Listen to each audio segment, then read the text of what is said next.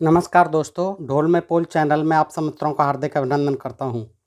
दोस्तों, महाभारत से तो आप अच्छी तरह परिचित हैं, आपने पढ़ा भी है और टीवी पर देखा भी है महाभारत सीरियल। लेकिन आप में से बहुत कम लोग ये जानते होंगे कि महाभारत के रचयिता वेद व्यास कौन थे, उनका जन्म कैसे हुआ था, उनकी माता कौन थी, माता का जन्म कैसे हुआ था। दोस्तों, यह जिज्ञासा का विषय है और बड़ा दिलचस्प और रोचक विषय है, क्योंकि महाभारत जो है ऐसे ही तमाम नायकों से भरा हुआ है जिनके जन्म बड़े ही अवैज्ञानिक ढंग से हुए हैं। काल्पनिक और गपोड़पंथी ज़्यादा लगती है उनके जन्मों में। तो दोस्तों, आज श्रीमद् देवी भागवत में वर्णित है सत्यवती की उत्पत्ति, जो भगवान व्यास की माताजी थी, और भगवान व्यास के प्राकट्य की कथा, जिन्होंने के महाभारत ग्रंथ लिखा और वेद के 4 अंग करके 18 पुराण भी लिखे। तो वही वेद व्यास जी का जन्म और उनकी माता का जन्म इस श्रीमद् देवी भागवत ग्रंथ से मैं आपके समक्ष रखता हूँ। ये वाकई बहुत रोचक और दिलचस्प है यह जानना कि व्यास जी और उनकी माता जी का जन्म कैसे हुआ। दोस्तों, आइए सुनते हैं यह प्रकरण। तो सूत जी जो है ऋषियों को कथा सुनाते हैं। ऋषि कहते हैं कि आपकी यह अस्पष्ट वाणी महान आश्चर्य उत्पन्न कर रही है। सूत जी, हमारे मन में कई प्रश्न उत्पन्न हो गए हैं।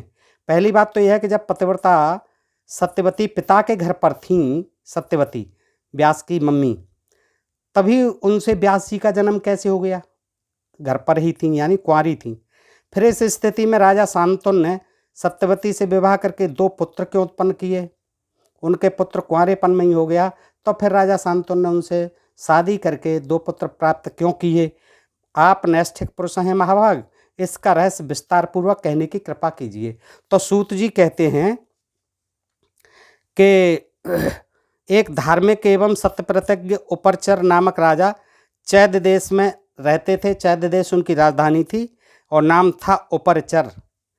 चैदी देश में उनकी राजधानी थी। उनके पास प्रचुर धन था। राजा थे तो प्रचुर धन तो होना ही है। वे ब्राह्मणों के भक्त थे, बिल्कुल होंगे। ब्राह्मणों के भक्त तो राजा लोग हुआ ही करते थे।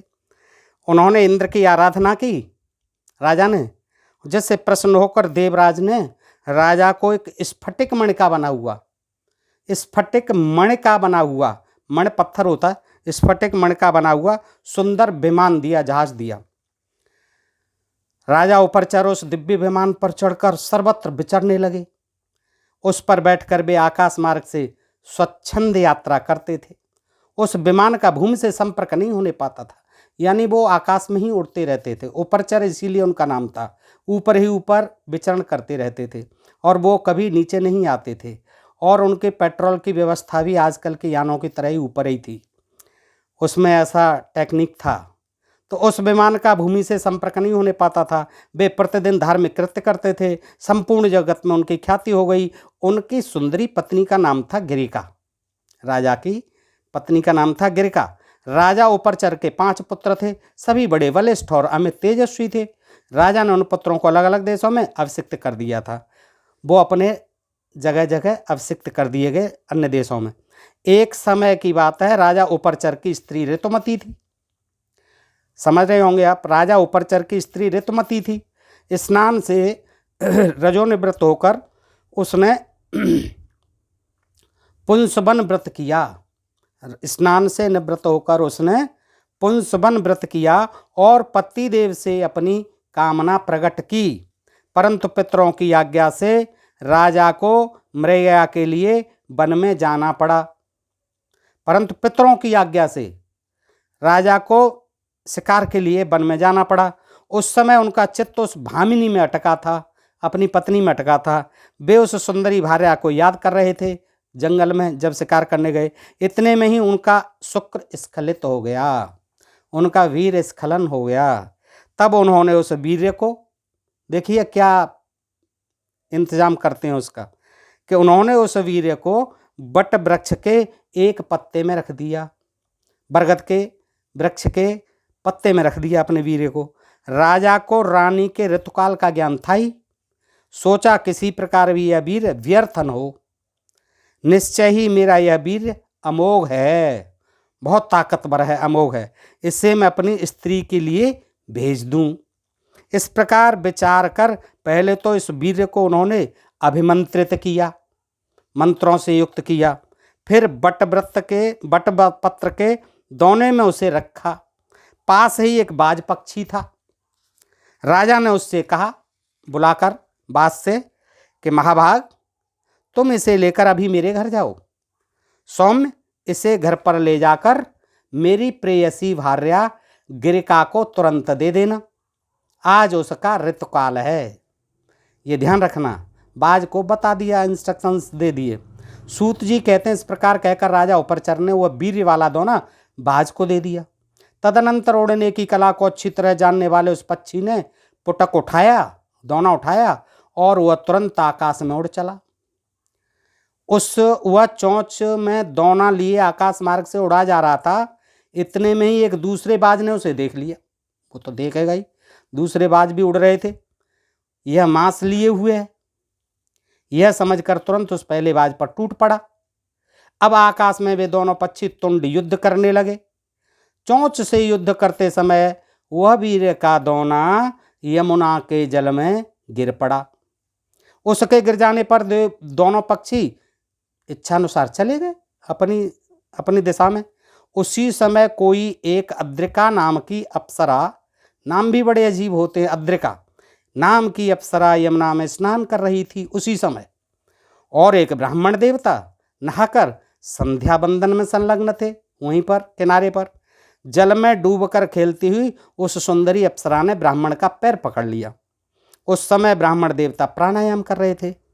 स्वच्छंद गति वाली उस अप्सरा को देखकर उन्होंने साप दे दिया, क्योंकि उन्हें डिस्टर्ब कर दिया।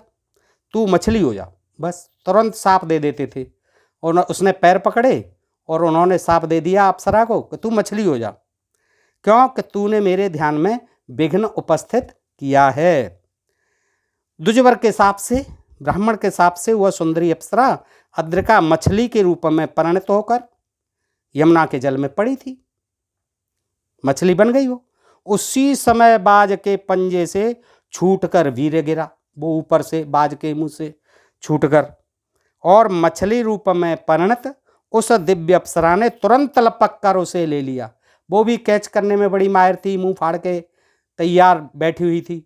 जैसे ही वो पत्ता गिरा वीर वाला, उसके मुंह में गया सीधा। कुछ समय बाद वह मछली एक मत्स्यजीवी धीवर के हाथ लग गई। मछली पकड़ने वाले के, मछुआरे के हाथ लग गई। यहाँ मत्स्यजीवी धीवर के हाथ लग गई। मछली मारने उसे जाल में फंसा लिया। उस समय उसके गर्भ का 10वां महीना चल रहा था। देखिए, मछली का भी गर्भ हो गया राजा के वीरे से, और उस 10वां महीना चल रहा था। स्त्रियों का तो 9 महीने में हो जाता है, उसका 10वां महीना चल रहा था। मत्स्यजीवी उस मछली का पेट चीरने लगा। इतने में उसके पेट से 2 मनुष्याकार बच्चे निकल आए। एक शोभा संपन्न बालक था, दूसरी सुंदरी कन्या थी। इस आश्चर्यजनक घटना को देखकर वह मत्स्यजीवी, यानी मछली पालन के धंधे करने वाला मत्स्यजीवी, महान संदेह में पड़ गया, आश्चर्य में पड़ गया। उसने मछली के उदर से निकले हुए दोनों बच्चे राजा को सौंप दिए। भाई वो कैसे लालन पालन करता, राजा को दे दिए। राजा को भी बड़ा ही आश्चर्य हुआ। उन्होंने उस सुंदर पुत्र को अपने पास रख लिया। उपरचर नामक राजा के वीर से उत्पन्न वही बालक आगे चलकर राजा मत्स्य नाम से विख्यात हुआ। यही लड़का जो मछली के पेट से हुआ, वो राजा मत्स्य नाम से प्रसिद्ध हुआ। देखिए, मछली के पेट से निकला हुआ। वह महान धार्मिक, सत्य प्रतिज्ञ और पिता के समान शक्तिशाली था। उस समय राजा उपरचर ने वह कन्या धीवर को दे दी। कन्या जो है वो धीवर को दे दी राजा ने, उपरचर ने। वही कन्या काली एवं मत्स्योदरी नाम से प्रसिद्ध हुई। मत्स्योदरी नाम से, क्योंकि मछली के उदर से पैदा हुई थी। उस कन्या के शरीर से मछली की गंध आती थी, अतः उसका एक नाम मत्स्यगंधा भी पड़ गया। तदनंतर वह कन्या धीवर के घर पाली पोसी गई। मछली के पेट से पैदा हुई मत्स्यगंधा, मत्स्योदरी अब धीवर के घर में पल रही थी। ऋषियों ने पूछा, जब मुनि के साथ से वह दिव्य अप्सरा अद्रिका मछली हो गई और धीवर ने उसका पेट फाड़ दिया, तब क्या हुआ, मर गई और उसे धीवर खा गया? पूछने की बात है, खा गया था या बच गई थी या मर गई थी? फिर उस अप्सरा की क्या हालत हुई, उसके साप का अंत कैसे हुआ और फिर किस प्रकार वह स्वर्ग पहुंची यह बताने की कृपा करिए मान्यवर। सूत जी कहते हैं कि जब मुनि ने उसे शाप दे दिया तब वो अप्सरा को बड़ी चिंता हुई। दीनहीन सी होकर वह विलाप करती हुई मुनि से प्रार्थना करने लगी। मुनि बड़े दयालु थे। रोती हुई उस स्त्री से उन्होंने कहा, कल्याणी शोक मत करो, शाप मुक्ति का समय मैं तुम्हें बता देता हूँ। सुबह मैंने क्रोध के आवेश में तुम्हें शाप दे दिया, तुम मछली की योनि में तो चली जाओगी। फिर जब तुम्हारे पेट से 2 मानव बच्चे पैदा हो जाएंगे, पेट फाड़ दिया जाएगा, तब तुम्हारा शाप से उद्धार हो जाएगा। इस प्रकार ब्राह्मण के कहने पर वो अप्सरा मछली होकर यमुना के जल में समय बिताने लगी। दोनों बच्चों को जन्म देने के पश्चात उसके प्राण पखेर उड़ गए, उसका शाप से उद्धार हो गया। फिर वो अप्सरा मछली के रूप का परित्याग करके दिव्य रूपमयी सुंदरी स्त्री बनकर फिर स्वर्ग चली गई। वो मत्स्यगंधा नामक उस सुंदरी कन्या का यूं जन्म हुआ। धीवर के घर पलकर वह सयानी हो गई। जब वह मत्स्यगंध्या युवावस्था में प्रविष्ट हुई, जवान हुई, तब उसकी सुंदरता और निखर उठी। धीवर राज का जो कुछ काम था उसी को वह किया करती थी। तो अब ये आपने देखा सत्यवती उर्फ मत्स्यगंधा, जो कि व्यास की माता हैं, उनका जन्म हो चुका है मछली के पेट से। अब देखिए आगे व्यास जी का भी जन्म होता है। दोस्तों ये भी बड़ा रोचक प्रसंग है, इसको भी आप सुन लें। एक समय की बात है, महान तेजस्वी मुनिवर पाराशर जी तीर्थ यात्रा कर रहे थे। ब्राह्मण पाराशर जी तीर्थ यात्रा कर रहे थे। घूमते हुए वे यमुना के पावन तट पर आए। उस समय नाव खेने वाला केवट भोजन कर रहा था। धर्मात्मा पाराशर जी ने उससे कहा, तुम नाव से मुझे यमुना के उस पार पहुंचा दो। केवट यमुना के तट पर ही खा रहा था। मुनि की आज्ञा सुनकर उसने अपनी मत्स्यगंधा नाम की सुंदरी कन्या से कहा, बेटी तुम बड़ी चतुर हो। ये मुनि धर्मात्मा एवं बड़े तपस्वी पुरुष हैं, इन्हें उस पार जाने की इच्छा है, तुम नाव पर चढ़ाकर इन्हें पहुंचा दो। पिता के यों कहने पर वह कुमारी मत्स्यगंधा मुनि को नाव पर बैठाकर उस पार ले जाने लगी। नाव यमुना के जल को पार कर रही थी। इतने में ही दैववश उस मनोहर नेत्र वाली कन्या को देखकर मुनि के मन में प्रबल वासना जाग उठी। ये मुनियों की प्रबल वासना बहुत जल्दी जग जाती थी सुंदरियों को देखकर, ये इनकी कमजोरी थी। तो उनके भी मन में प्रबल वासना जाग उठी। उन्होंने दाहिने हाथ से उसका दाहिना हाथ पकड़ लिया। तब वह सुंदरी कन्या मुनि से कहने लगी, क्या कहने लगी, आपका उत्तम कुल है, आप श्रोत्रिय ब्राह्मण हैं और आपने तप किया है। क्या मैं आपके अनुरूप हूँ? आप वशिष्ठ जी के वंशज हैं, आप अत्यंत कुलीन और सदाचारी पुरुष हैं। धर्म के रहस्य को जानने वाले मुनि जी, आप मुझे पाने की इच्छा क्यों कर रहे हैं?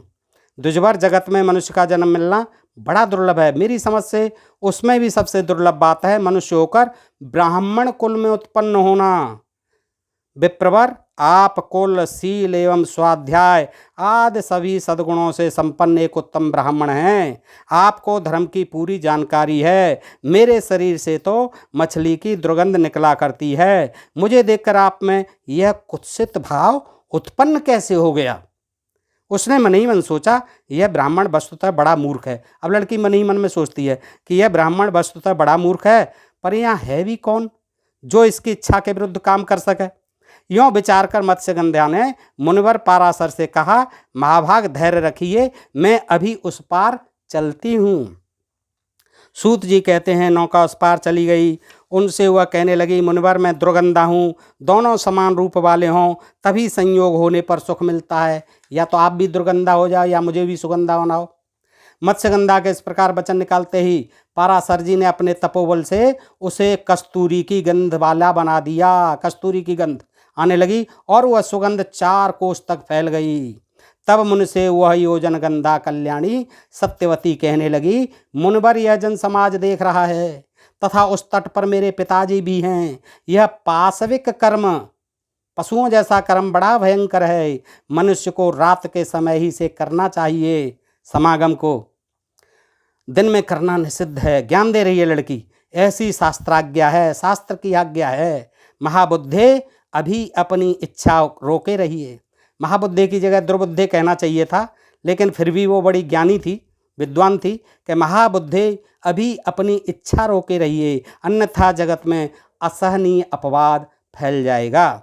इस प्रकार सत्यवती के युक्तपूर्ण वचन सुनकर महान विचारशील पाराशर जी ने उसी क्षण अपने पुण्य के प्रभाव से कोहरा उत्पन्न कर दिया। कोहरा उत्पन्न हो जाने पर तट पर अंधेरा छा गया। तब सत्यवती ने कोमल वाणी में मुझसे यह वचन कहा, विप्रवर, मैं कुंवारी कन्या हूँ, आप तो इच्छानुसार चले जाएंगे। ब्राह्मण, आपका वीर व्यर्थ नहीं हो सकता, फिर मेरी क्या गति होगी? मैं यदि गर्भवती हो गई तो पिता से क्या कहूँगी? फिर मेरे लिए क्या कर्तव्य होगा? कुछ तो बताओ। पराशर जी ने कहा, प्रिय, मेरा प्रिय कार्य करने पर भी तुम कन्या ही रहोगी। भामिनी, तुम्हें और भी जो अभीष्ट हो वह वर मांग लो। सत्यवती बोली, सम्मान प्रदान करने वाले मुनि जी, आप ऐसी कृपा कीजिए जिससे जगत में मेरे माता पिता इस रहस्य को न जान पाएं, मेरा कन्याव्रत भंग न होने पाए। द्विजवर, मेरे आपके समान ही अत्यंत अद्भुत शक्तिशाली पुत्र उत्पन्न हो। मेरी यह सुगंध सदा स्थिर रहे, मैं सदा नवयुवती बनी रहूं। तो पराशर जी बोले, सुंदरी सुनो, तुम्हारा पुत्र भगवान विष्णु का अंश होगा, त्रिलोकी में उसकी प्रसिद्धि होगी। तुम दुर्गंधा को देखकर मैं कैसे मोहित हो जाता, अन्यथा प्रसन्न बदने तुम्हारा पुत्र पुराणों का रचयिता होगा, वेद के रहस्य को समझकर उसे 4 भागों में बांट देगा, तीनों लोकों में उसकी प्रतिष्ठा सुस्थिर होगी। मुनवर के यों कहने पर सत्यवती अनुकूल हो गई। तत्पश्चात यमुना के जल में स्नान करके मुनवर वहाँ से तुरंत पधार गए। सत्यवती भी पिता के घर लौट गई। उसी क्षण उसे गर्भ रह गया। समयानुसार सत्यवती ने यमुना के दीप में ही पुत्र उत्पन्न किया। वह बालक जान पड़ता था मानो कोई दूसरा कामदेव हो। वही तेजस्वी पुत्र उत्पन्न होते ही बढ़ गया और अपनी माता से कहने लगा, माँ, मुझ में असीम शक्ति है। मन को तपोनिष्ठ बनाकर ही मैं गर्भ में प्रविष्ट हुआ था। अब तुम इच्छानुसार जा सकती हो। मैं भी तपस्या करने चला जाता हूँ। पैदा होते ही माँ भागे, जब तुम याद करोगी तभी मैं आपके सामने आ जाऊँगा। माताजी, कभी तुम्हारे सामने अत्यंत कठिन परिस्थिति आ जाए तो मुझे स्मरण करना, मैं उसी क्षण सेवा में उपस्थित हो जाऊँगा। माता, तुम्हारा कल्याण हो। मेरे जाने में विलम्ब हो रहा है, तुम चिंता छोड़कर आनंद से समय व्यतीत करो। इतना कहकर वो तपस्या के लिए चले गए वेद व्यास जी। दोस्तों, ये प्रसंग बड़ा रोचक और वो था, आपने देखा। पसंद आए तो दोस्तों को शेयर करें। चैनल ढोल में पोल को सब्सक्राइब करें। सुनने के लिए धन्यवाद। जय हिंद, जय भारत।